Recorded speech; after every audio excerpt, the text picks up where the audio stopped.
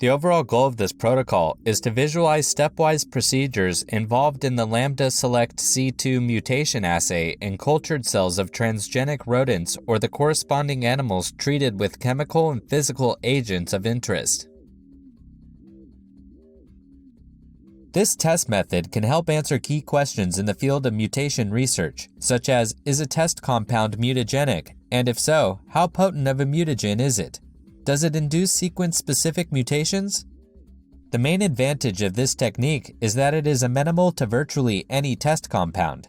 The method can be used for mutagenicity testing in mammalian cells using a chromosomally integrated reporter gene.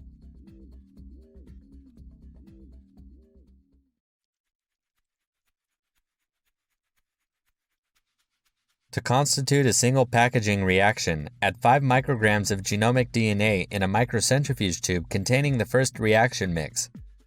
Then incubate the tube at 30 degrees Celsius for 90 minutes.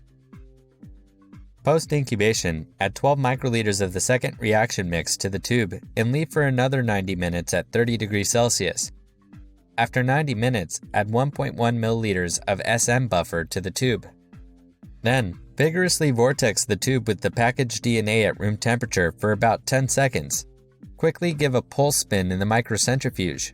Then, leave the tube on ice until use. Next, add 50 microliters of chloroform for each milliliter of packaged DNA. If the sample will not be processed the same day, then vortex the sample gently and store at 4 degrees Celsius up to 2 weeks.